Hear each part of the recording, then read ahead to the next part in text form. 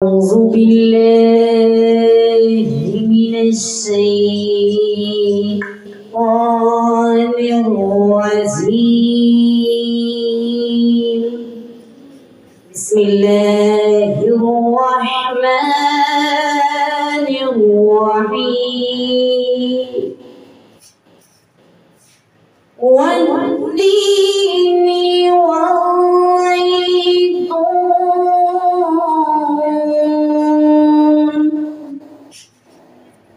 وطور سينين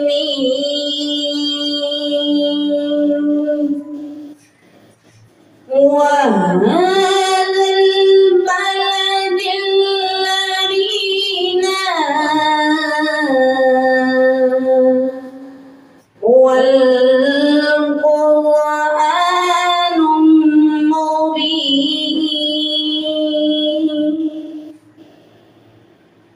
يا أيها الذين آمنوا وعملوا الصالحات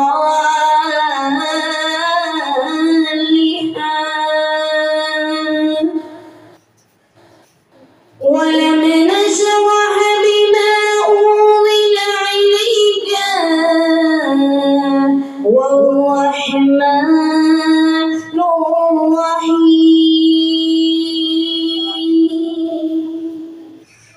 صدق الله العظيم وصدق رسوله النبي الكريم. الله رب العزत والफुरकान الहमीद वल्आक़िबतु लिल्मुत्तक़ीन। अल्लाह रब्बुल इज़्ज़त ने अपने पाक कुरान पाक में इरशाद फरमाया, या युहिब्बुल्लाह व तहाबुल कुरान, कि अल्लाह ने औरत का पर्दा, औरत की तहजीब अल्लाह ने शहीद के खून से अफजल बना दी। फिर हमारा कुरान क्या कह रहा है कि जब अगर घर के हालात, घर की मुश्किलात बढ़ जाएं तो अल्लाह ने फरमाया औरत अपने मर्द का साथ दे सकती है। दीन के अंदर कोई इतनी वजूहात नहीं, दीन मुश्किल नहीं, दीन के लिए इतने मामलात मुश्किल नहीं कि औरत के लिए कोई काम मुश्किल कर दिया हो। कुरान ने दीन को बहुत ही रायगा फरमाया है, औरत को बहुत ही रायगा फरमाया है। औरत के लिए अल्लाह ने फरमाया है कि अगर औरत के लिए काम करना कोई बात बन गई है तो वो पर्दे के लिहाज के अंदर रह के हर काम कर सकती है। तो लिहाजा जितनी भी मेरी माएँ, बहनें, बेटियां आज यहाँ पे आके मौजूदा इसमें है तो इनके लिए ये दावत है कि अल्लाह रब्बुल इज़्ज़त ने फरमाया तुम लोग अपनी मेहनत के लिए चलो। हलाल जब तुम कमाने के लिए निकलोगे तो अल्लाह फरमाता है मैं खुद परसरार बन के तुम्हारे साथ खड़ा हो जाऊंगा। तो देखिए जब आप लोग हलाल काम करने के लिए, अगर हम दुनिया में नाच गाना करके पैसा कमा रही हैं कुछ लड़कियां, तो हम पर्दे में रह के बातहज़ीब खड़े होकर हलाल पैसा नहीं कमा सकती। तो इसलिए हम लोग पर्दे की हालत में रह के अपने घरों में बैठ के हलाल पैसा कमाने के तरीके बहुत से हैं। अल्लाह ने हमें कुरान सिखाया, अल्लाह ने फरमाया कुरान के तरीकों के साथ चल के तुम भी अपने घर के लिए मेहनत करके अपने बच्चों के लिए हलाल पैसा कमा सकते हो। तो अल्लाह रब्बुल इज़्ज़त हम सबको हक और सच कहने की तौफीक अता फरमाए। अल्लाह रब्बुल इज़्ज़त जो हमारी बहन ने ये काम स्टार्ट किया है, अल्लाह रब्बुल इज़्ज़त इससे कामयाबी और कामरानी अता फरमाए। हलीमा सालिया को अपने महबूब मुस्तफ़ा के सदके इतनी कामयाबी अता फरमाए जो बच्चे इससे सीख कर जाए वो आगे भी इसका नाम रोशन करे। वमा अलैना इल्लल बलागुल मुबीन। अल्लाह रब्बुल इज़्ज़त जो दीन का काम कर रहे हैं ये कुरान की आयात लिखती है। हम लोगों ने तो कुरान पढ़ा है, ये बच्ची ने कुरान को लिखना स्टार्ट किया है। तो कुरान अल्लाह हर बंदे को लिखने की ताकीद नहीं देता। अगर ये लिख रही हैं तो अल्लाह रब्बुल इज़्ज़त हमारे जाने के बाद, इनके जाने के बाद भी ता क़यामत तक कुरान आबाद रहेगा। कुरान ता क़यामत तक अल्लाह रब्बुल इज़्ज़त इसका नाम बुलंदी तक रख दिया है। अल्लाह ने हर अफजल किताब से अफजल कुरान को रखा है। ये बच्ची कुरान पाक लिखती है। अल्लाह रब्बुल इज़्ज़त इससे अपने प्यारे नबी के सदके में इसके कारोबार में बरकतें अता फरमाए, अपने प्यारे नबी के सदके में और इसे और भरपूर मेहनत करने की तौफीक अता फरमाए। हमालैना इल्लल बलागुल मुबीन। ला इलाहा इल्लल्लाहु मुहम्मदुर रसूलुल्लाह। हमने एक फिजिकल वर्कशॉप अरेंज की है जो यहाँ पर नहीं आ सकते पार्टिसिपेंट्स, वो हमें ऑनलाइन जो है अटेंड करेंगे, ठीक है। अब मैं आपको जो यहाँ पे इंट्रोड्यूस करवाने आई हूँ वो है Islamic calligraphy. Basically Islamic calligraphy आप इसको किस तरह से जो है अडॉप्ट कर सकते हैं अपनी डेली लाइफ में। एक तो आप इसको एज अ हॉबी जो है वो ज्वाइन करवा सकते हैं अपनी लाइफ में डेली बेस पे। सेकंड है professional and third one is from decorative. अब बहुत से पर्सन्स के माइंड में ये क्वेश्चन आता है कि हम पेंटिंग्स की आर्ट सप्लाईज ले कहाँ से। अब जिन लोगों को पेंटिंग का पता नहीं है, पेंट्स का आइडिया नहीं है, कैनवसिस का आइडिया नहीं है, वो आर्ट सप्लाईज का करेंगे क्या। अगर हम बड़े मैच्योर लोगों को पकड़ते हैं और मैच्योर लोगों को जो है हम क्लासेस देते हैं, उनको सिखाते हैं, लेकिन अगर उनके हाथों में ग्रिप ही नहीं आती तो वो क्या करेंगे। हमारा बेसिक एम ये है कि हम टीनेज बच्चों को पकड़ें या उससे भी छोटी एज के बच्चों को पकड़ें, लाइक 6, 7, 8 क्लास के बच्चों को, स्टूडेंट्स को, क्योंकि 9, 10 के स्टूडेंट्स तो वैसे ही बहुत ज़्यादा बिजी होते हैं अपनी स्टडीज में। तो इसके लिए सबसे अच्छी जो बात हमने सोची वो हमने देखा कि बच्चे वो होंगे जो 6, 7 या 8 क्लास के होंगे। क्यों? क्योंकि इनके ऊपर स्टडी बर्डन ज़्यादा नहीं होता एज कंपेरेबल टू 9, 10।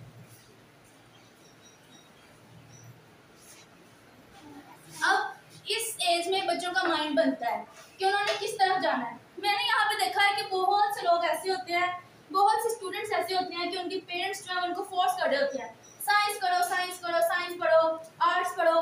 लेकिन जो स्टूडेंट्स हैं, अगर उनके पेरेंट्स कह रहे हैं कि साइंस पढ़ो, लेकिन वो चाहते हैं कि हम आर्ट्स करें, और लेकिन वो उनको प्रेशराइज करने की वजह से उनको फिर साइंस अडॉप्ट करनी पड़ती है, जिसकी वजह से उनका जो ड्रीम होता है आर्ट को पढ़ने का, या उनका वो स्टडी में ज़्यादा अच्छे नहीं होते, वो ज़्यादा अच्छे मार्क्स नहीं ले सकते, और उनके लिए सबसे ज़्यादा कंफ्यूजन ये होती है वो खुद ही फैसला ही नहीं कर पाते कि हमने जाना किस तरफ है। अगर किसी का माइंड आर्ट वाला है, आप उसको उठा के मेडिकल में बिठा दोगे तो वो कहाँ क्या करेगा, 40% मार्क्स लेगा, 60% लेगा, हो सकता है वो आर्ट्स में जाके आपको 100% रिजल्ट दे। सबसे पहले आपने अपने बच्चों को प्रेशराइज नहीं करना कि आप ये करो, प्रेशर आपने बच्चों पर बिल्कुल भी नहीं डालना। अब ये बच्चे फैसला करेंगे हमारी वर्कशॉप देखकर, हमारी वीडियोस देखकर, हमारा सारा काम उनके सामने जो आज हमने रिप्रेजेंट किया है वो देखकर ये खुद जो है फैसला करेंगे कि उनको किस फील्ड में जाना है, अगर उनको पेरेंट्स प्रेशराइज ना करें। अब पेरेंट्स का ये इशू होता है कि हम इतना पैसा कहाँ से लाएं कि वो हम उनको जो है ये सारा मटेरियल ला कर दें। बहुत से लोग सिर्फ और सिर्फ मटेरियल की वजह से ही आर्ट को छोड़ देते हैं। दूसरी बात ये कि अब ये क्वेश्चन आता है कि पाकिस्तान में इसका स्कोप नहीं है, स्कोप नहीं है। ऐसा बिल्कुल भी नहीं है। पाकिस्तान में अल्हम्दुलिल्लाह आर्ट का बहुत ज़्यादा स्कोप है। अब ये हम पर है कि हमने इसके स्कोप को किस तरह से लेकर चलना है। जब यहाँ पे लोग इसमें इंटरेस्ट नहीं लेंगे, इसके जो है चार्जेस पे नहीं करेंगे, ये कहेंगे कि हमें फ्री में मिल जाए, तो इसका किस तरह से इसका मार्जिन हाई होगा। हमारा बेसिक एम है कि हम पाकिस्तान की प्रोडक्ट्स को तैयार करके पाकिस्तान से बाहर सेल आउट करें, ताकि उनकी जो वैल्यू है उनकी वैल्यू का पता चल सके पाकिस्तान को। लेकिन बात वही है कि मटेरियल कहाँ से आएगा। उसके लिए हमने एक छोटी सी टीम अरेंज की है और हमारा एम है कि हम बच्चों को सामान, मटेरियल, जो भी इसके लिए चीज़ें चाहिए होंगी वो हम खुद प्रोवाइड करेंगे। हम उनको राइटिंग की क्लासेस देंगे, हम उनका हाथ साफ करवाएंगे, उनको ग्रिप, जो उनके हाथ में ग्रिप है वो दिलवाएंगे प्रैक्टिस के साथ। वो डेली आएँ, असाइनमेंट्स करें, वर्क करें, फिजिकल करें, ऑनलाइन करें, हमें चेक करवाएं, चाहे घर बैठे चेक करवाएं, अपना काम इकट्ठा करते रहें और 1 हफ्ते के बाद हमें चेक करवा दें। उसके बाद हमारे पास आके सीखें, फिर अपना काम करने के लिए चाहे चीज़ें घर के लेकर जा सकते हैं। सबसे पहली बात ये कि ये हमारा यहाँ पे फर्स्ट कोर्स है जो हमने यहाँ पे लॉन्च किया, तो इसीलिए हमने 80% यहाँ पर ऑफ लगाया हुआ है। सिर्फ और सिर्फ 2.5 महीने के अंदर आपने क्या करना है, 80% ऑफ के साथ 20% फी देनी होगी, जिसके साथ आपको सारा सामान हम खुद देंगे। मटेरियल हम आपको खुद प्रोवाइड करेंगे और हम आपको सिखाएंगे, यहाँ तक कि आपको 2.5 महीने में कुछ बेसिक चीज़ों का पता चल जाए। आप आए, कुछ अपने आप को चेक कर सके कि आप किस काबिल हैं। आप इजीली कलम को कैरी नहीं कर सकते। कलम को लिखना इतना आसान नहीं होता। अलिफ किस तरह से होता है वो तो आपको आपको कैलीग्राफी की क्लासेस ज्वाइन करके पता चल ही जाएगा। कर चलते हैं, हम तो अलिफ को अल्लाह से याद रखते हैं। अल्लाह से हम याद रखेंगे अलिफ को कि बंदे और इंसान का ताल्लुक है क्या। ये है अल्लाह और ये है बंदा। अगर आप किसी की जिंदगी में साजिशें नहीं करेंगी, अगर आप किसी की जिंदगी में साजिशें नहीं करेंगी, उनके राहों में कांटे नहीं फंसाएंगे, उनके साथ सिर्फ और सिर्फ ये सोचकर हर इंसान के साथ चलेंगे कि हम अपना मामला अल्लाह के सुपुर्द करते हैं या अल्लाह को हर चीज़ का जवाब देना है, आपकी वहाँ पे साजिशें, मकारियाँ और दूसरों की राहों में कांटे बिछाने का सिलसिला तो वही मनकता हो जाएगा। ये है अल्लाह और इंसान का बंदा कि बंदा सीधा अल्लाह से रजू करे और अल्लाह अपने बंदे की आजमाइश ले और अल्लाह ही अपने बंदे को नवाजे, उसका इम्तिहान ले, जो भी करे अल्लाह बंदे का मामला है। तीसरा बंदा यहाँ क्या कर सकता है? तीसरे बंदे का तो यहाँ कोई कंसेप्ट ही नहीं है। हमें किसने पैदा किया? अल्लाह ताला ने। हम अकेले आए हैं, हमने अकेले जाना है। ये हमारा बेसिक एम ही अलिफ है। अलिफ, इस अलिफ को लेकर हमने अपना लोगो डिजाइन किया है। सिंबल इसका जो है वो होगा एक सूफियन, जिसकी हाथ में एक ख्वाहिश होगी, एक ड्रीम होगा, एक होप होगी। वो होप होगी कि भाई हमने कल को अल्लाह के हाथ जाना है, तो हम उनको ये तो अल्लाह के सामने ये तो पेश कर सके कि हमने दुनिया में किया क्या है। कपड़े नहीं बनाए, जूतियाँ नहीं बनाई, फंक्शन अटेंड नहीं किए, हमने अल्लाह का नाम लिखा है। हमने जो वक्त टीवी को देना है, सोशल मीडिया को देना है, टिकटॉक्स देखनी है, वही टिकटॉक्स हम किसी अच्छी चीज़ पे बना सकते हैं। जब हर जगह पे नाच गाना होगा, फहाशी होगी, पर्दा औरतें होंगी, तो वो तो टिकटॉक सब अच्छे तरीके से देखेंगे। लेकिन जब आप इस जगह पे चलोगे, आपको ऐसे लोग मिलेंगे जो इस चीज़ को अच्छा जानते हैं, जो इसको प्रमोट करते हैं, आपको वो फॉलो करेंगे। आपकी एक कम्युनिटी बनेगी, इस्लामिक कम्युनिटी बनेगी। हमने बच्चों के माइंड ही तो वॉश करने हैं, इनके माइंड वॉश करेंगे, इनकी ब्रेन वॉशिंग करेंगे, तभी ये समझ सकेंगे कि ये गलत रास्ता है और ये ठीक रास्ता है। जरूरी नहीं कि ये ठीक रास्ता है।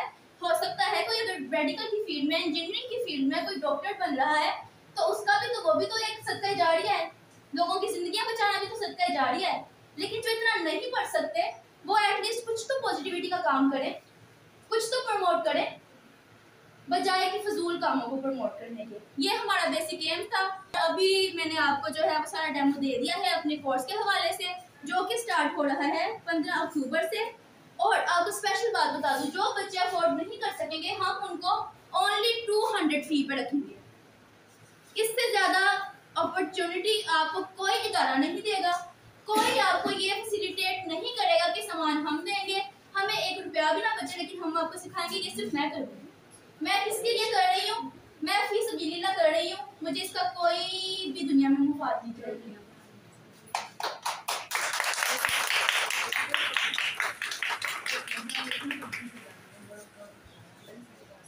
और अगर आपको हमारे चैनल पर लर्निंग की कोर्स की क्लासेस मिलती हैं, अगर आप देखकर कुछ सीखते हैं, तो इसमें हमारा भी फ़ायदा है और आपको भी फ़ायदा है कि कोई हमारी चीज़ देखकर पॉजिटिविटी की तरफ आ रहा है। तो हमें आप ज़रूर फॉलो करें, सिर्फ और सिर्फ लर्निंग के लिए। या अगर आप ऑर्डर करना चाहते हैं, तब भी आप हमें फॉलो कर सकते हैं। और इसी के साथ मैं एहतमाम करती हूँ आज के अपने एक छोटे लेक्चर का, और इंशाल्लाह मिलेंगे फिर नेक्स्ट प्रोजेक्ट के साथ, नेक्स्ट टीम के साथ। बहुत सारी टीम तो हमारी यही रहे, लेकिन हमारे जो नेक्स्ट प्रोजेक्ट्स हैं वो इससे ज़्यादा फर्दर हाई हैं। ओके,